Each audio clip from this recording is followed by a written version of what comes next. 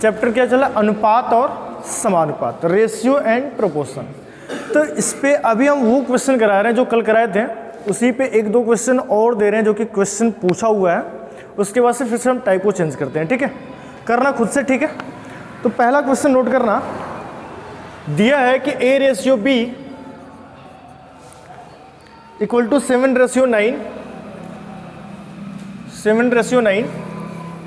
तथा B ratio C equal to 1:5 तथा B ratio C equal to 1:5।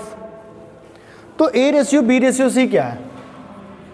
तो A ratio B ratio C क्या है? ये एसएससी में आया वो क्वेश्चन है, एकदम बेसिक क्वेश्चन है। जल्दी से बताओ क्या होगा, जल्दी बताओ क्या होगा। 7/9 7/9 हाँ ऑप्शन में है, ठीक है। देखो सॉल्व करोगे A ratio B ratio C, तो हम बताए थे कल कि इसका इसमें मल्टीप्लाई, इसका इसमें मल्टीप्लाई और इसका इसमें मल्टीप्लाई करना है। इसका इसमें मल्टीप्लाई करो, इसका इसमें करो, इसका इसमें करो, तो करेंगे तो ये हो जाएगा A ratio B ratio C equal to 7 का 1 में गुणा कर दो 7, 1 का 9 में गुणा कर दो 9 और 9 का 5 में गुणा कर दो 45। बस ये सिंपल सा क्वेश्चन था जो कि कल इस टाइप के काफ़ी सारे क्वेश्चन कराए थे, कल पूरा लगभग इसी पे चला था। तो A ratio B ratio C याद करना कि ये क्वेश्चन है, ठीक है। अब देखो थोड़ा सा इसी में टाइप को चेंज कर, टाइप यही रहेगा, देखिए क्वेश्चन देखें जो लग रहा है कि बताने लायक है, पूछा हुआ क्वेश्चन है तो फिर से उसको दे रहे करना, ठीक है। मिटाए इसको, चलो दूसरा क्वेश्चन इसमें था, ये भी आया हुआ क्वेश्चन है एसएससी में ही, दिया है 1/x ratio 1/y ratio 1/z equal to 2:3:5 2:3:5 हो तो x ratio y ratio z ज्ञात करें, हो तो x ratio y ratio z ज्ञात करें। ये भी एसएससी में आया हुआ क्वेश्चन है, बताओ क्या लग रहा है? उतना ही नहीं। देखो ऑप्शन हम बोल रहे हैं, ऑप्शन दिया है 2:3:5, पहला ऑप्शन तो यही है, तो उतना ही बोल रहे हो तो उसी को मार दोगे जो कि गलत हो जाएगा, ऑप्शन में दिया वो भी है। फिर अगला ऑप्शन है 15:10:6, 5:3:2 और 6:10:15, ये ऑप्शन है। वो ऑप्शन इसीलिए दिया ताकि गलत कर दो, ऑप्शन में भी दिया 2:3:5। देखो सॉल्व करेंगे, बताते हैं। तो क्वेश्चन क्या है, 1/x ratio 1/y ratio 1/z equal to 2:3:5। तो हमको बताना है x ratio y ratio z की वैल्यू। तो यहाँ से सॉल्व करोगे तो हमको x ratio y ratio z बताना है ना, यानी कि हम इसका उल्टा कर दें, व्युत्क्रम। इसके नीचे कुछ नहीं है मतलब 1 होगा, इसके नीचे कुछ नहीं है तो 1 होगा, इसके नीचे कुछ नहीं है तो 1 होगा। तो अगर हम इसी का व्युत्क्रम कर दें, उल्टा कर दें, तो इधर मिल जाएगा x ratio y ratio z और इधर मिल जाएगा 1/2 रेशियो 1/3 रेशियो 1/5। यानी कि जो हर में है उसको हम अंश में ले गए, जो अंश में है उसको हम हर में ले गए, क्योंकि हमको लाना है x ratio y ratio z। तो यहाँ से सॉल्व करोगे, इसका व्युत्क्रम लिखोगे तो हो जाएगा x ratio y ratio z, यानी कि हर अंश वाला हर में आ गया, तो उसको लिखे या ना लिखे कोई मतलब नहीं है। और इसको हम सॉल्व करेंगे तो इसके नीचे 1 है तो हो जाएगा 1/2, 1/3 और 1/5। कभी भी हम बताएं क्वेश्चन में सॉल्व करते हैं, कल ही बताए थे, कभी भी सॉल्व करेंगे तो भिन्न में टर्म नहीं होना चाहिए, यानी कि हर में नहीं टर्म होना चाहिए। तो हर को हटाने के लिए हम क्या करेंगे, एलसीएम लेंगे। तो 2, 3, 5 के एलसीएम क्या आएगा, 30। 2, 3, 5 के एलसीएम निकाल लो, तो 2, 3, 5 का एलसीएम हो जाएगा 30। अब इसी 30 से हम क्या करेंगे, सब में गुणा कर देंगे। तो गुणा कर दो, तो 30 से एक स्टेप बढ़ा देते हैं, इसमें 30 से गुणा कर देंगे, फिर इसमें भी 30 से गुणा कर देंगे और इसमें भी 30 से गुणा कर देंगे। ये एक स्टेप हम बढ़ा रहे हैं, लेकिन जब समझ में आएगा तो बढ़ाने की आवश्यकता नहीं है, डायरेक्ट इसमें गुणा करो, टाइम बचाना है। यहाँ से करोगे तो ये 15 बार में कट गया, 10 बार में कट गया और 6 बार में कट गया, और ये ऑप्शन में था 15:10:6, यही हो गया इसका आंसर। बोलो कोई डाउट है? x ratio y ratio z की वैल्यू 15/10/6। क्वेश्चन है, यदि a का 30% बराबर b का 0.25 बराबर सी का 1/5 हो तो A ratio B ratio C ज्ञात करें। तो यहाँ से सॉल्व करेंगे तो ए का 30% का मतलब गुणा परसेंट को हटाएंगे तो 100 से हम क्या करेंगे डिवाइड कर देंगे, बराबर बी का मतलब गुणा और 0.25 बराबर सी यानी कि सी का 1/5। देखो 0.25 को हम 25/100 लिख सकते हैं क्या? 0.25 को अगर हम 25/100 कर दें तो बात वही है 0.25 ही होगा। ठीक है, अब यहाँ से अगर हम इसको सोल्व करेंगे तो देखो 0 से 0 कट गया, मतलब यहाँ से मिल गया 3a/10 और यहाँ से 25 से कम 25 को 100 यानी कि यहाँ से मिल गया b/4 और यहाँ से मिल गया c/5। अब क्या है, तीनों एक दूसरे के बराबर हो गए ना, इसलिए पहले हम क्या करेंगे, एक बार इन दोनों को एक साथ लेकर के सोल्व करेंगे, फिर एक बार हम इन दोनों को लेकर के सोल्व करेंगे। 10 12 15, हाँ 10 12 15 सही है। ठीक है, तो पहले हम इन दोनों को लेकर के सोल्व कर लेंगे, फिर इन दोनों को लेकर के सोल्व करेंगे। तो यहाँ से इन दोनों को लेकर के अगर हम सोल्व कर रहे हैं तो 3a/10 = b/4 क्रॉस मल्टीप्लीकेशन कर लें हम, या पहले हम कैंसिल कर लें, 2 से 2 बार में कैंसिल और 2 से 5 बार में कैंसिल हो जाएगा। ठीक है, तो ये गुणा कर लो, 2 का 3 में ए में करोगे तो 6 और 5 का बी में करोगे तो 5। बी से इधर डिवाइड कर दो, 6 से उधर डिवाइड कर दो, तो यहाँ से मिल गया a/b = 5/6। ये हमने इसको लेकर के सोल्व किया तो a रेशियो b मिल गया। इसका मतलब क्या है, a रेशियो b = 5/6। अब हमको अगर b रेशियो c पता चल जाए तो फर्स्ट टाइप का पहला क्वेश्चन ही हो जाएगा। यहाँ से सोल्व करेंगे तो फिर इन दोनों को हम एक साथ ले लें, तो b/4 = c/5 क्रॉस मल्टीप्लीकेशन कर दो तो 5b = 4c, या क्रॉस मल्टीप्लीकेशन ना करके c से इधर डिवाइड कर दो, 4 से इधर गुणा कर दो, हमको b/c ही लाना है, तो c से हम यहाँ डिवाइड कर देंगे तो हो जाएगा b/c बराबर 4/5, यानी कि b रेशियो c मिल गया 4/5। यहाँ से सॉल्व कर दो तो b रेशियो c बराबर हो गया 4/5। अब आराम से सॉल्व हो जाएगा, a ratio b ratio c ज्ञात करेंगे, इसका इसमें गुणा 20 हो गया, इसका इसमें गुणा 24 हो गया और इसका इसमें गुणा तो 30 हो गया। अभी ये कट जाएगा 2 से, तो 2 से काट देंगे हम, तो यहाँ से a ratio b ratio c बराबर 10 12 और 15, ये इसका आंसर हो जाएगा। बोलो कोई डाउट है? कोई डाउट है?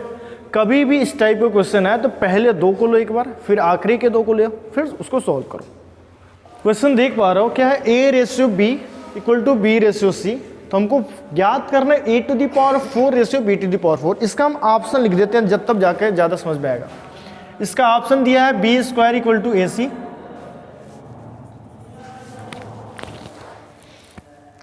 इक्वल टू करें रेशियो ac है, b² रेशियो ac और c² ratio a², c² ratio a² और a² रेशियो c² और फोर्थ ऑप्शन है ac ratio b², ac ratio b²। अब यही ऑप्शन है। अब इसके अकॉर्डिंग हमको सॉल्व करना है, तो रेशियो का मतलब क्या होता है, अपान में टर्म, a रेशियो b यानी कि a/b equal to b ratio c यानी कि b/c। तो ये गुणा हम करते हैं, क्रॉस मल्टीप्लीकेशन कर लें, तो b का b में गुणा करेंगे तो b² होगा ना, तो ये गुणा हम ऐसे ही तो जाते हैं, और a का हम c में करेंगे तो ac होगा, यानी कि b² की वैल्यू क्या मिला, ac। क्वेश्चन में हमको इसकी वैल्यू ज्ञात करना है, तो इसकी वैल्यू ज्ञात करना है a⁴ रेशियो b⁴ की वैल्यू ज्ञात करना है, तो हम इसको ऐसे लिख सकते हैं a⁴ रेशियो b² का स्क्वायर, पावर का पावर में मल्टीप्लाई करेंगे तो b⁴ हो जाएगा। b² की वैल्यू हम ज्ञात कर चुके, क्या है ac, यहाँ से रख देंगे, और a⁴ को हम ऐसे लिख सकते हैं a² × a²। बेस सेम होता है तो हम पावर को जोड़ लेते हैं, तो पावर को जोड़ेंगे तो a⁴ हो जाएगा, और यहाँ से b² की वैल्यू क्या है ac, तो ac का स्क्वायर। अब सॉल्व करोगे तो a² × a² बराबर a² × c²। अब a² से a² ये बराबर नहीं है, बराबर लगा रहे हैं, रेशियो में है ना, अनुपात में है, a² से a² कट गया, तो यहाँ से बचा क्या, a² रेशियो c²। ये इसका आंसर हो गया, a² रेशियो c²। बोलो अब समझ में आया? नोट करो। टाइप 3 नोट करना, आय पर आधारित प्रश्न।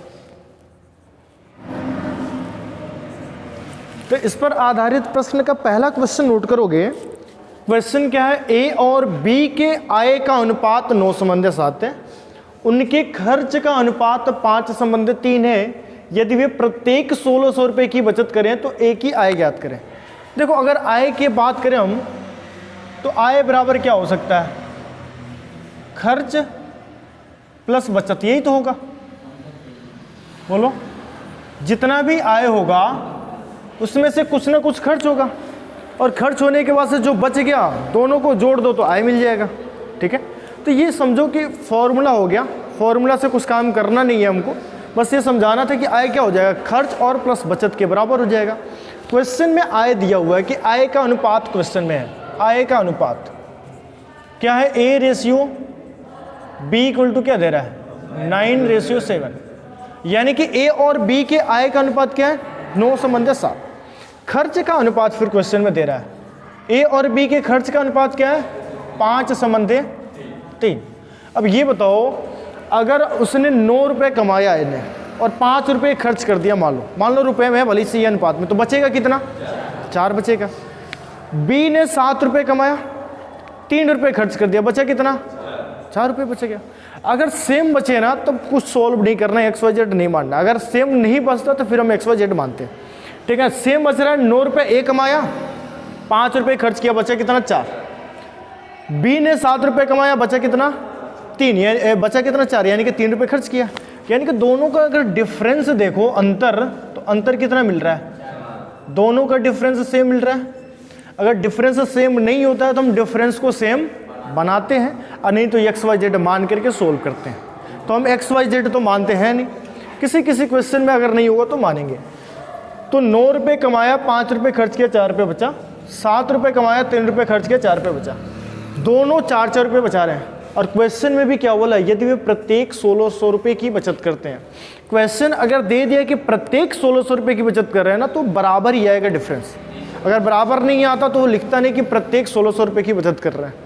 तो क्वेश्चन में लिखा कि प्रत्येक 1600 रुपये की बचत करें, और ऐसे प्रत्येक कितने की बचत करेंगे, 4 की। तो 4 इकाई ये हो गया, 4 इकाई के बराबर कितने रुपये हो गया, 1600 रुपये हो गया। तो अगर हम 1 इकाई की वैल्यू देखें तो 4 से डिवाइड कर देंगे तो क्या मिल जाएगा, 400 रुपये। पूछा है ए की आय ज्ञात करें। ए की आय क्या है, 9 है। ए की आय, तो ए की आय 9 इकाई है। 1 इकाई की वैल्यू 400, तो 9 इकाई की वैल्यू 3600 रुपये हो गया। ए की आय क्या हो गया, 3600 रुपये। पूछता बी की आय ज्ञात करें तो 7 चौको 2800 रुपये हो जाता। कहता कि एक कितने रुपए खर्च किया, तो 5 यानी 5 चौको 20, 2000 रुपये खर्च किया। ठीक है, बी कितना खर्च किया, तो 3 चौको 1200 रुपये खर्च किया। जो पूछेगा उसके अकॉर्डिंग हम क्वेश्चन को सोल्व करेंगे। बताओ कोई भी प्रॉब्लम है क्वेश्चन में, नोट करो। देखो सॉल्व करेंगे, बहुत इजी क्वेश्चन है। क्या दिया है, ए बी तथा सी की आय का अनुपात 7 संबंधित 4 संबंधित 5 है। यदि ए की आय बी से 1200 रुपये अधिक है तो सी की आय ज्ञात करें। ये क्वेश्चन में ही सोल्व कर सकते हो, बट हम लिख रहे हैं, यहाँ से आय क्वेश्चन में दिया है A ratio B ratio C. आय का अनुपात क्या है, 7 संबंधित 4 संबंधित 5। अब जो क्वेश्चन में बोल रहा है उसके अकॉर्डिंग पढ़ोगे तो क्या बोल रहा है, यदि ए की आय बी से 1200 रुपये अधिक हो। ऐसे देखो, जो ए की आय है वो बी से कितना अधिक है, 3 अधिक है ना। कितना अधिक है, 3। लेकिन क्वेश्चन में कितना बोल रहे हैं अधिक है, 1200। मतलब ये 3 इकाई हम लेंगे, 3 इकाई के बराबर क्या हो गया, 1200 रुपये। तो 1 इकाई बराबर 400 रुपये हो गया। अब पूछा है कि सी क्या है, बताएं तो सी क्या है, क्या 5 इकाई है। तो 5 गुणा 400 कर दो, क्या मिल गया, 2000 रुपये। सी की आय 2000 रुपये हो गया। ए की आय पूछता तो 7 चौको 2800 रुपये हो जाता। बी की आय पूछता तो 4 चौको 1600 रुपये हो जाता। बोलो कोई डाउट है। तो आय पर आधारित क्वेश्चन लगभग इसी टाइप का आएगा। खर्च देगा, बचत पूछेगा, या आय पूछ सकता है। जो भी पूछेगा उसी के अकॉर्डिंग क्वेश्चन में बोला रहेगा। तो अगर इस टाइप का क्वेश्चन आएगा तो कर लोगे ना। अब टाइप को चेंज करते हैं, ठीक है। क्वेश्चन बोला है कि 2 संख्याएं 3 संबंधे 5 के अनुपात में है। यदि प्रत्येक संख्या में 10 जोड़ दें तो अनुपात 5 संबंधे 7 हो जाता है। उनमें छोटी संख्या बताइए। 2 संख्या है, मान लो कि ये पहली संख्या और ये दूसरी संख्या, इनका अनुपात बोला है क्वेश्चन में क्या है, 3 संबंधे 5 है। फिर आगे क्वेश्चन में बोला कि प्रत्येक संख्या में 10 जोड़ दिया जाए तो अनुपात ये हो जाता है। इसमें भी क्या हम कर रहे हैं, 10 जोड़ दे रहे हैं, इसमें भी हम क्या कर रहे हैं, 10 जोड़ दे रहे हैं, तो अनुपात क्या हो जा रहा है, 5 संबंधे 7 ये हो जा रहा है। पूछा कि सबसे छोटी संख्या बताइए कि सबसे छोटी संख्या क्या होगा। ऐसे देखो 3 था, कितना हो गया 5, कितना बढ़ा है 2, ऐसे क्वेश्चन क्या बोल रहा है 10 बढ़ा है। ऐसे देखो 5 था, कितना हो गया 7, कितना बढ़ा है 2, यानी कि प्रत्येक संख्या में 2 की वृद्धि हो रहा है। कितना की 2 की वृद्धि हो रहा है। और क्वेश्चन में क्या कर रहा है 10 की वृद्धि हो रहा है। तो 2 इकाई के बराबर 10 हो गया क्या। तो अगर हम 1 इकाई की वैल्यू ज्ञात करें तो 2 से हम डिवाइड कर देंगे, तो 10 में 2 से डिवाइड किया तो क्या मिल गया 5। पूछा है कि उनमें सबसे छोटी संख्या क्या है, तो 3 रेशियो ही सबसे छोटी दिख रहा है, तो हम 3 में क्या कर देंगे 5 से गुणा कर देंगे, तो सबसे छोटी संख्या क्या हो जाएगा 15। बड़ी पूछता तो 5 बचे 25 हो जाता। बोलो कोई डाउट है। छोटी संख्या पूछा था तो छोटी संख्या 15 हो गया। देखो जो ये क्वेश्चन है क्या बोला है, 15 संबंधे 19 के प्रत्येक पद में से कितना घटाया जाए कि अनुपात 3 संबंधे 4 हो जाए। अगर यही क्वेश्चन ये दिया होता है कि 15 संबंधे 19 के प्रत्येक पद में मान लो 10 घटा रहे हैं तो अनुपात इतना हो जा रहा है, तो अगर घटाने की बात करें तो जैसे हम पिछला क्वेश्चन किए थे, पता चलता है कि मैं इतना घटा रहा है तो वैसे हम सोल्व करते हैं, लेकिन इसमें पता नहीं है कितना हम घटा रहे हैं, तो इसलिए हम इसको सोल्व करने के लिए हम यक्स मानेंगे। ठीक है, अब मान लो ये क्या है 15:19 है, 15/19 है क्या, 15:19 यानी कि 15/19। इसमें से हम कुछ घटा रहे हैं तो अनुपात क्या मिल रहा है 3 संबंधे 4। हमको नहीं पता है क्या घटा रहे हैं, तो प्रत्येक में से कुछ ना कुछ घटा रहे हैं, तो प्रत्येक में हम मान लिए कि यक्स घटा दिए। क्या घटा दिए, प्रत्येक में हम यक्स घटा दिए, तो अनुपात क्या बन गया घटाने के बाद 3/4। जब हम घटाएं तब तो 3/4 हुआ है ना, जब तक नहीं घटाए थे तब तक 15/19 था, घटा दिए तो 3/4 हो गया। अब हम इसका त्रिय गुणा कर लें, तो 4 का गुणा करेंगे तो 15 चौको 60 -4x हो गया, और 3 का 19 में गुणा करेंगे तो 57 और -3x हो जाएगा। ये -4x उधर जाएगा तो प्लस हो जाएगा, और ये प्लस है इधर आएगा तो माइनस हो जाएगा। तो 60 में से 57 घटाओगे तो 3, और ये माइनस उधर गया तो प्लस 4x में से 3x घटाओगे तो x, यानी कि क्या हम घटा रहे थे 3 घटा रहे थे। अगर वैसे हम करें जो वो मेथड बताए थे, तो अगर वैसे देखोगे तो अनुपात क्या है 15 संबंधे 19 है, 15 संबंधे 19 है। पहले ये संख्या है, पहली संख्या और दूसरी संख्या, इसमें हम कुछ ना कुछ घटा रहे हैं, हमको पता नहीं कि क्या घटा रहे हैं, तो कुछ ना कुछ घटा रहे हैं, तो नया अनुपात क्या मिल जा रहा है 3 संबंधे 4। क्या घटा रहे हैं हमको ये नहीं पता, क्या घटा रहे हैं ये नहीं पता, बस ये मिल रहा है कि 3 संबंधे 4 है। अब देखो डिफरेंस सबका सेम मिल रहा है क्या, तो 15 और 3 का डिफरेंस क्या हुआ 12 हुआ ना, और 19 और 4 का डिफरेंस मतलब डिफरेंस सेम है नहीं है, तो सबसे पहले हम डिफरेंस क्या करेंगे सेम बनाएंगे। तो डिफरेंस सेम कैसे बनाते हैं, डिफरेंस सेम बनाने के लिए हम नीचे का डिफरेंस देखते हैं क्या है, तो 3 और 4 का डिफरेंस 1, ऊपर का डिफरेंस देखते हैं क्या है, तो 15 और 19 का डिफरेंस 4, तो नीचे के डिफरेंस से ऊपर गुणा कर देते हैं, ऊपर के डिफरेंस से नीचे गुणा कर देते हैं। अब देखो अगर हम 1 से 19 में गुणा कर दे तो ये 19 बन जाएगा, 1 से हम 15 में गुणा कर दे तो ये 15 बन जाएगा। अब ऊपर के डिफरेंस हम नीचे गुणा कर दें, तो 4 से 4 में गुणा करेंगे तो 16 बन गया, 4 से 3 में गुणा करेंगे तो 12 बन गया। अब देखो डिफरेंस सेम आएगा, कितना कम हुआ 3, यहाँ से कितना कम हुआ, और वैसे भी 3 ही कम हो रहा था। ठीक है, बोलो कोई डाउट है, दोनों में से जो मेथड सही लगे उस मेथड का प्रयोग कर सकते हो। बोलो कोई भी डाउट है। देखो क्वेश्चन क्या दे रहा है, 3 कक्षाओं के छात्रों की संख्या का अनुपात 2 संबंधे 3 संबंधे 5 है। प्रत्येक कक्षा में 20 छात्र और आ जाते हैं तो उनका अनुपात 4 संबंधे 5 संबंधे 7 हो जाता है। वृद्धि से पहले छात्रों की कुल संख्या बताना है। क्या है, 3 कक्षाएं, मान लो पहला कक्षा, दूसरा और तीसरा कक्षा। ये वृद्धि से पहले है, वृद्धि से पहले, जब वृद्धि नहीं हुआ था, वृद्धि से पहले क्या अनुपात है, 2:3:5। फिर वृद्धि के बाद क्या अनुपात मिल रहा है, 4:5:7। कितने की वृद्धि हो रहा है देखो तो, 2 की वृद्धि हो रहा है क्या, इसमें 2 की वृद्धि, इसमें 2 की वृद्धि। जब सब में 2 की वृद्धि हो रहा है और क्वेश्चन में क्या कर रहा है, सब में कितने छात्र आ रहे हैं, 20 छात्र आ रहे हैं, यानी कि 2 बराबर 20 छात्र हुए, तो 1 बराबर 10 छात्र। पूछा है वृद्धि से पहले छात्रों की संख्या बताना है, तो वृद्धि से पहले ये है, सबको जोड़ दो, 2 3 5 5 5 10। वृद्धि से पहले टोटल छात्र कितने हो गए, 10, और 1 इकाई की वैल्यू 10, और यहाँ से 10 इकाई हो गया, तो 10 में 10 से गुणा कर दो, तो क्या मिल गया, 100 छात्र वृद्धि से पहले थे। या इसमें गुणा कर लो, 20 30 50 जोड़ोगे तो 100 छात्र हो गए। ठीक है, वही कहा था कि वृद्धि के बाद बताओ, तो 4 5 9 9 7 16 में 10 से गुणा कर देते 160 छात्र हो जाते वृद्धि के बाद। बोलो कोई भी डाउट है? तो आज इसमें इतना ही रहने दे रहे, बाकी रेशियो एंड प्रोपोर्शन में कल। ठीक है।